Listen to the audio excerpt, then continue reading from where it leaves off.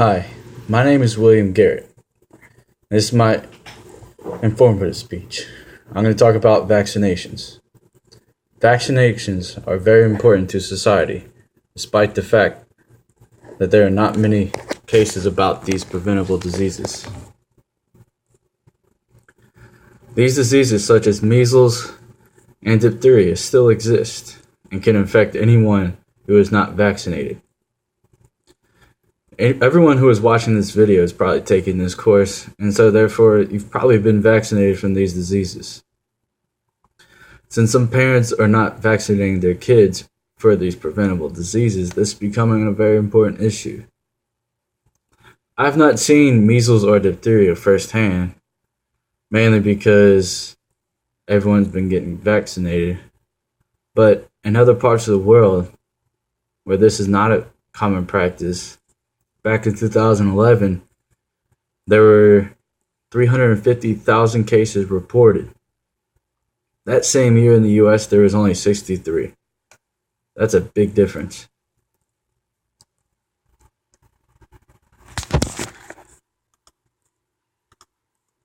In the United States, vaccines are starting to become less popular among everyone, which causes these preventable diseases to become more prevalent. With the greater awareness of why vaccines are made, this may hamper the misconception of avoiding vaccinations. Today, I will explain how vaccines are made, how vaccines protect everyone, if everyone stopped getting vaccinated, and then the herd immunity concept. How vaccines are made. It's a 5-step process that I found that the College of Physicians of Philadelphia had. First step is you grow the virus. You generate the antigen, which is when you grow the cell or virus or bacteria. Viruses are grown in cell culture, and bacteria are grown in types of agar or mediums to optimize the yield without ruining the integrity. You then separate the virus, and in this step, it's just trying to get rid of separating the virus from the substance you used to grow it. After that, it's purification. This is done by ultrafiltration. It's when you use a semi-permeable membrane because viruses and bacteria are small enough to get through. After that, you add an adjuvant, which helps the immune system, and then you add stabilizers, which prolong shelf life.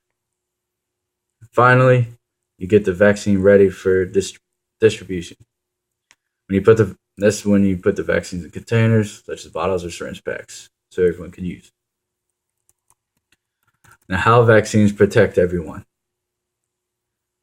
There are diseases that are unknown that are kept at bay because everyone is vaccinated. By not vaccinating, they can stage somewhat of a comeback. This will cause more people to get sick. And by getting vaccinated, you protect people you care about, such as if most people get vaccinated, the virus is contained, or bacteria. If most people do not get vaccinated, then the virus or disease spreads.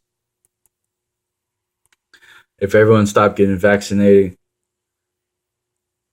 I'll just use an analogy that I found on the CDC. Think of the population as a boat with a small hull. The space in the boat, that's the population that's protected. The water that's getting into the boat, that represents the people that are infected with the virus. Right now, it's at a controllable rate. It's hardly noticeable. The vaccine is the bucket used to get the water out. Right now, hardly any water is getting in. But because of that, people don't want to get the vaccine. So therefore, eventually the boat's going to fill. If that boat fills, the disease gets stronger. I also like to mention a little bit about measles and diphtheria. Well, measles, it's a virus, and because it's a virus and what it is, it's highly contagious. About 90% of the people who who come in contact with measles become infected. And before 1963, there was no vaccine, and measles was prevalent. And because of that, of those patients that got infected, about 1/3 of them had severe symptoms such as pneumonia and seizures. And then you also could have the ear infections as well, but those aren't quite as severe. Now, you can see in places like Africa and South America, that's whenever you get to the next part, which is about 5% of those 30% that get pneumonia and seizures, they end up dying. Now, the good part is you make it out, you survive the illness, you're immune for life. But eventually, a vaccine was made in 1963, and that all stopped. Currently, the U.S. is 99% free from the disease. Next disease, diphtheria. It's a more deadly disease.